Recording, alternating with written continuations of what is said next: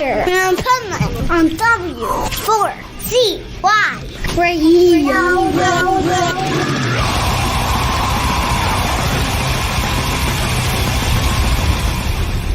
Wake up, America! It's time for the Adventures of Pipeman on W4CY.com, West Palm Beach's #1 internet radio station. Here's your host, the Pipeman.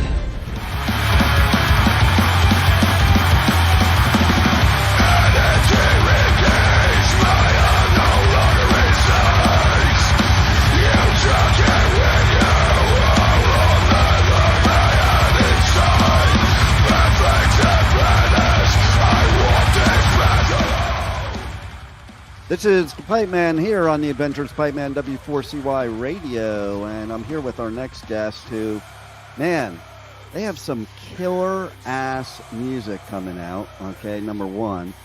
Number two, I have to say right off the bat that I love something that I read that Kerrang said about them and described them in 2019 as a grime sludge molotov cocktail. Like, that is the best explanation ever. So let's welcome to the show Jim from Mastiff. How are you? Hi, I'm all right. Are you? I'm good. Cool. I think I'm a little better than you though, because I'm in Costa Rica right now, and from what I know, my weather is a lot better than yours right now. Yeah, probably about 364 days a year.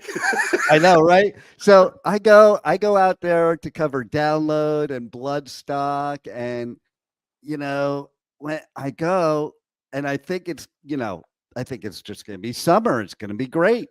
And then I'm like, what the fuck? How is it this cold in the middle of summer? It's like bipolar. Like, I'll be doing interviews, and in between interviews, I'm putting the hoodie on, taking the hoodie off, because like one interview it's hot, one interview it's cold. Although a couple of years ago at Bloodstock, it was not cold at all. Oh man, no, it was pretty brutal. Yeah, that was the year we played, and it was brutal. Yeah, but you guys were brutal there, because I caught your set at Bloodstock then. well, And I think that was also the same year that I covered Hellfest, and it was like 104 degrees. Yeah, Literally, I was doing my interviews outside instead of press tent, because it was too hot in the press tent. So imagine that it was nicer outside, cooler outside at 104. No. I mean, oh my God. But that's what I mean. You never know. And no shade, yeah. So tell us a little bit about the new album. You got the new album dropping on the 22nd via MNRK. And I was just listening to it before the interview. It's kind of how I get pumped up for the interview. I just listen to the music, the new music of the band, just hanging out, doing my thing. And oh my God, it's brutal. It totally went along with that explanation that Kerrang gave. Oh, well, that's cool. Yeah, it's a hell of an album. Even if I do say so myself, it does. Yeah, Kerrang have sort of captured what we're about there with that quote, I guess. Yeah, we haven't deviated massively from previous releases, although this one does feel a little bit more hardcore, I think. There you go.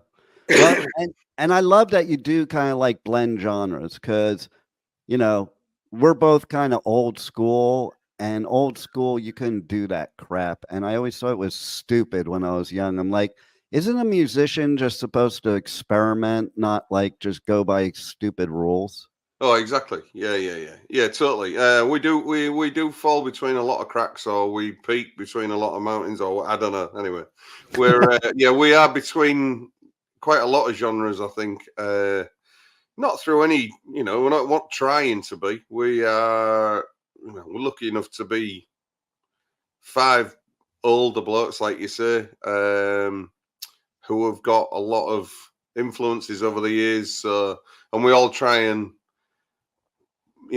pump them out as quick as we can, or, as much as we can between us. So it's a little bit of a to-ing and fro-ing at, towards what style we would be on each song, I guess, on each track. Yeah.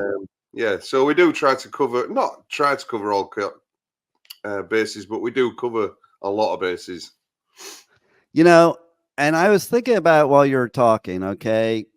And so people from our generation got exposed to like so many different levels heading into metal, opposed to I think the younger generation today, we created what they have right now. So there was no like black metal at first. There was no death metal at first. There was not, there wasn't even like I'm an old school thrash metalhead.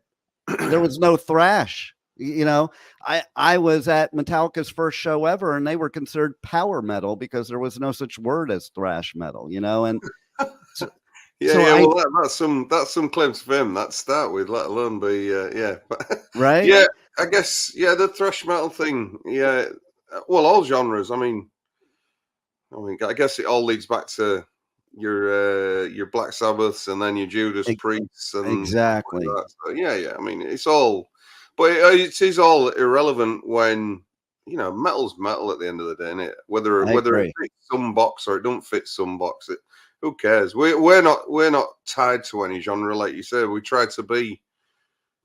Yeah, we try to have the idea that we can play anything we bloody like, and if it sounds masterly enough, then it gets to be kept. I guess not normally about 90% of the time. So Yeah, and and the point I was getting to is like you have so many influences as a musician over your years of being around this genre where I think the younger kids have different influences because their influence are more of what was created later, and like I even know people that are snobby nowadays, like I find snobby to where, oh, Maiden sucks.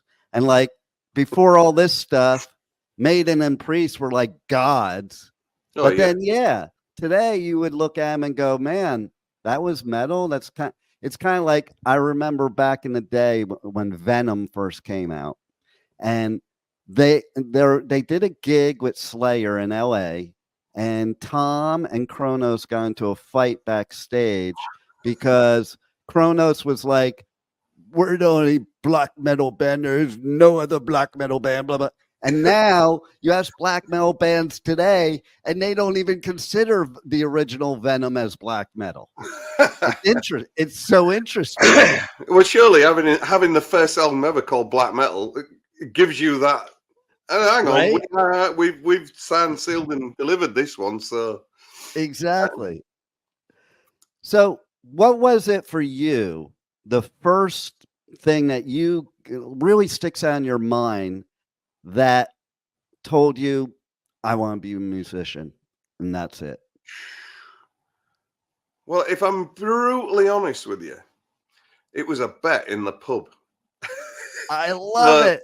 30, yeah, 30 years ago, there was a gang of us in the pub, in the boozer, whatever you want to call it, the bar, and a guy who was with us who, not that I can play instruments, but a guy who was with us who couldn't play instruments bet us in 4 months you can't play a gig.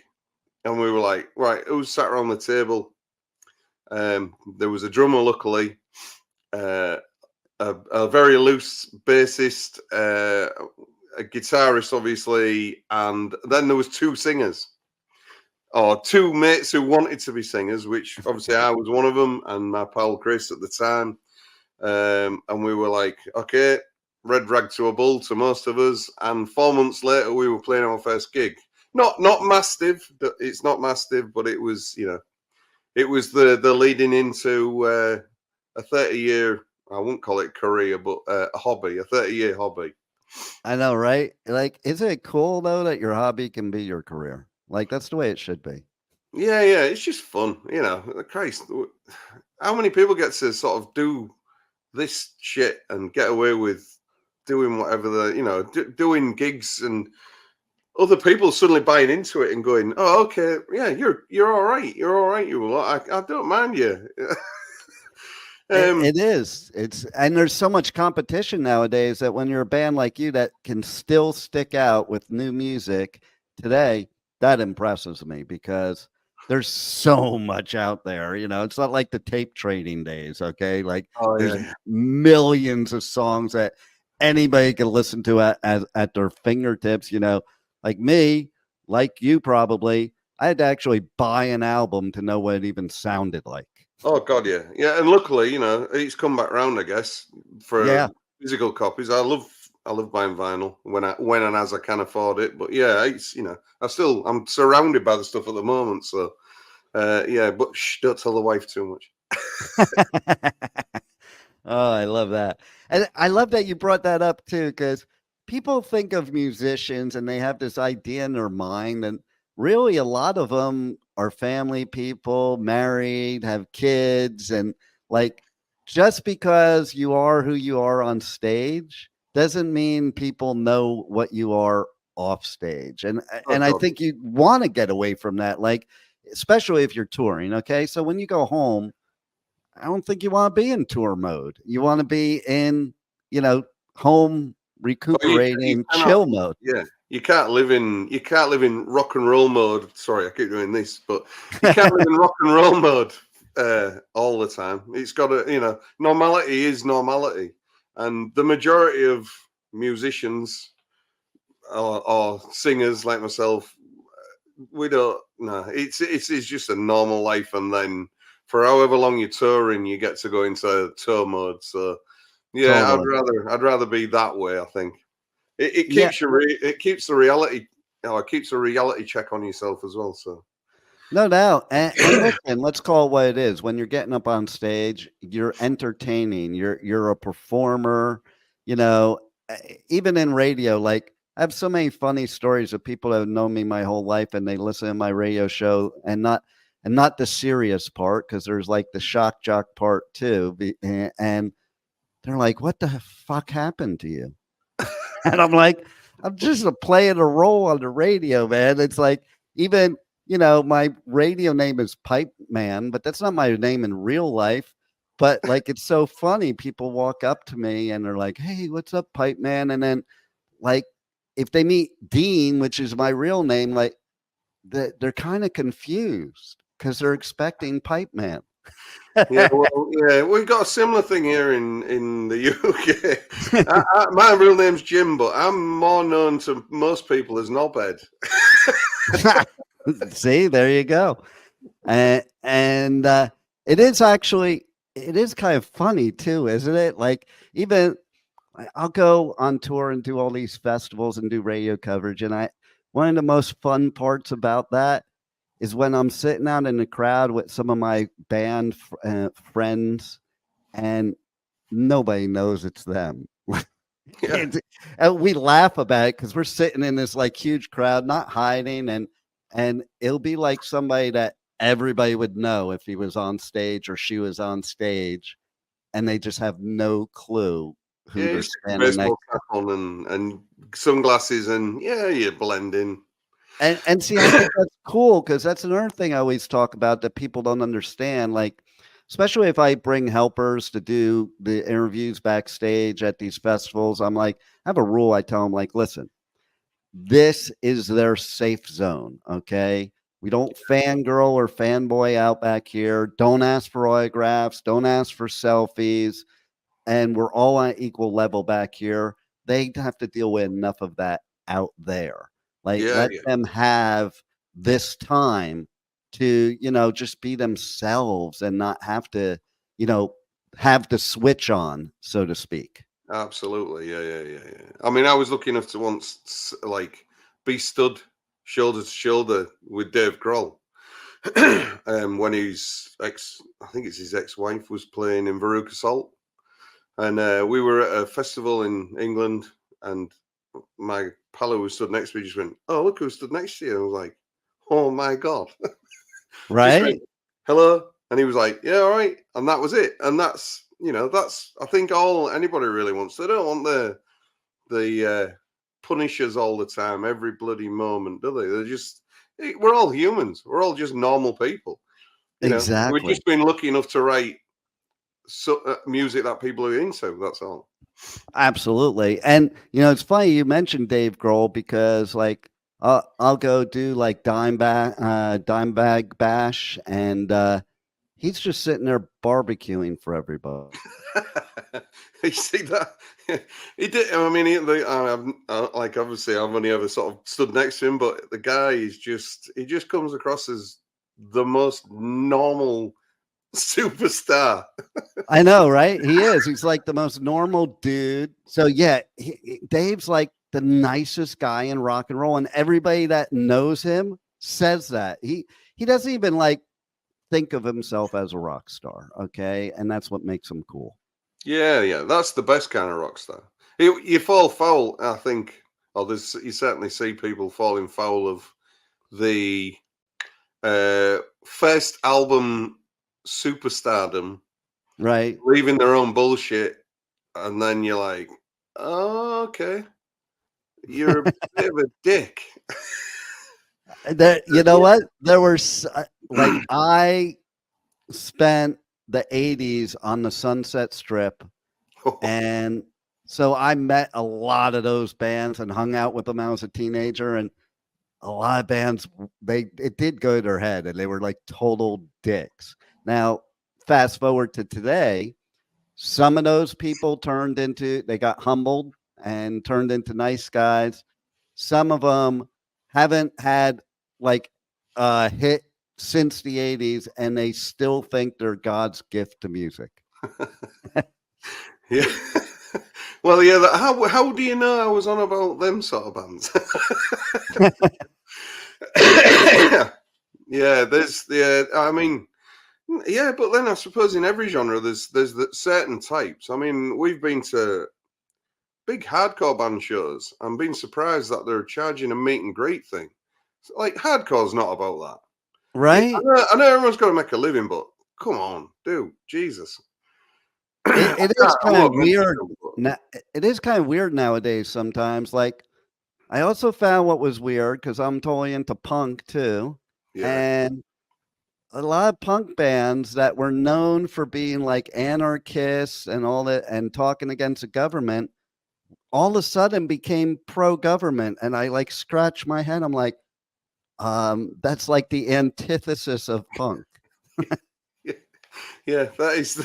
Yeah, that's pretty much everything that you could do wrong. You've just done wrong there. Yeah, I mean, I know people make money and it does change them. Obviously, it's going to change your living style and everything. I mean, Christ, you can't live like Gigi Allen, for the rest of your life when you've got $1 million in the bank or £1 million Right. in the bank. But I guess there's always a moment where you've got to be realistic about what you're doing and don't undermine your own. Yeah. Whatever. And I don't mind somebody having a better life. Just don't be a dick about it. Yeah, exactly. Yeah. So tell everybody how they can connect to you guys on socials, how they can pre-order the album that drops on the 22nd. I know you have a cool link tree that links to everything. So yeah, let's give them all that. So if you search us on any of the socials, just about we're Mastiff HCHC. And like I said, there's links to everything. There's pre-order links. There's tour dates, all the rest of it. We're no different to most of the bands out there that way. We're all just trying to vie for this small little gap in the market. And if anyone's interested, there's the pre-orders there, and we post them out personally still. So now I could tell you too, it's a little bit of a tongue twister, the name of the album. and so I'm like, I want to get a good laugh from you because I'm going to try to say it, and I know I'm going to butcher it right now. Roll. Here we go. So let's see. Deprecipice.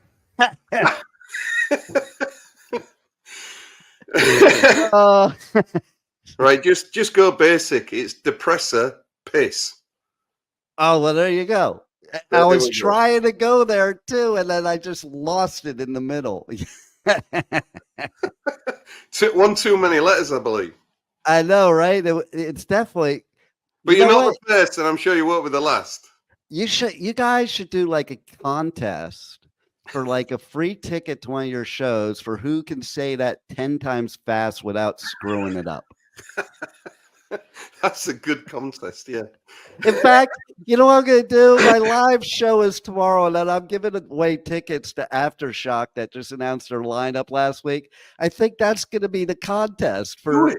Do it. to You've win. got my okay on that. You've got our okay on that. Okay, I'm going to do that. That's going to be so. I'd love that. Yeah. Oh man, you might not be able to give the ticket away. I don't. I'll bet you nobody will be able to do it. That'll be great. I might ring in and sweep the podium. You know what I could do? I could send you a link, the same like we're doing here. I could send you the link, and you can come. We could set a time for you to come on, and I'll do that. and we can do the contest. It would be so funny. I'd do that. Yeah, cool. That'd be cool. Yeah, no. All right.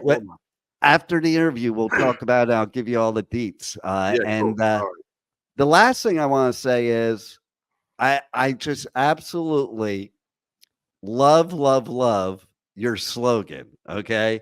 And I'm going to say I'm a very motivational, positive person that loves your slogan.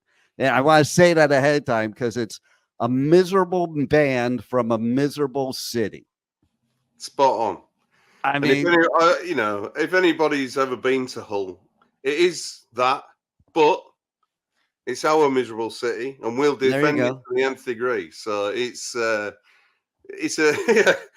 our miserable shithole. I'm wondering. There's another band, I can't remember who it is, that I interviewed at either Download or Bloodstock that was also from Hull and was saying the exact same stuff. And I was like, I can't remember who it is right now. It could have been, it might have been Black Tongue. I don't think it was that one. Who else could it have been? I'm just trying to think who else has played Bloodstock. What recently? Yeah, within, post-COVID. I can't remember. So I'll give you one other funny thing here. Okay. My second wife, she was British. Okay. Okay. And I don't know if you know this, but especially women, when they come over to the United States, they play this role like they're the Queen of England. Okay. And they, she was no different. She had this hoity-toity attitude and, nose down on Americans and acted like she was this royal. And she took advantage of the place that I had, in fact, I had no clue about the town she was from. And later, after being divorced, I found out from talking to my English friends, like about that town, what it's about. So you'll love this, okay? She's from Newcastle. Okay. Well, I'm really surprised at that because most of us, and this is no disrespect to the southern people, but most northerners are quite humble people normally. You would think. But, normally. They come over here and they want to act like, because for Americans that have never been to the UK, they think that all the UK is this like highly, high class, hoity-toity royal people, I mean, so it's easy for somebody like that to come and play it off, Yeah, I guess, yeah. Otherwise, you're not going to sink the man you want to get by acting like white trash. Oh, maybe you would. We got enough of it in America, so we don't need some British girl for that. We don't need Okay. Oh man, good stuff. I love it. I love your new music. It's badass.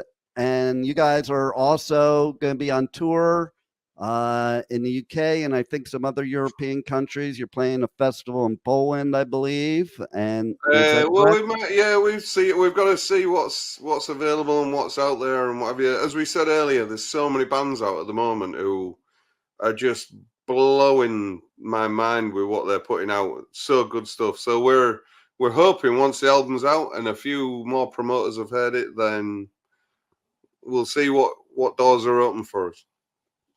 All right. Well, cool. I love it. And I hope I get to see you guys again. Maybe I have festival in the US too. That would be cool. That would be the dream. That would be the dream. Let's make that happen. See, that'll be part of making it happen. When you come into my show tomorrow and we're talking about one of the U.S. festivals and I'm running a contest for that, then I'm going to call out Danny Wimmer and say he's got to put you on one or more of the festivals in 2025. I will quite happily talk to the man about that. There you go. I love it. Well, thanks a lot for giving us great music, and thanks for being on the Adventures of Pipeman. Thank you for having me, dude. It's been a pleasure. Thanks again. Thank you for listening to the Adventures of Pipeman on W4CY Radio.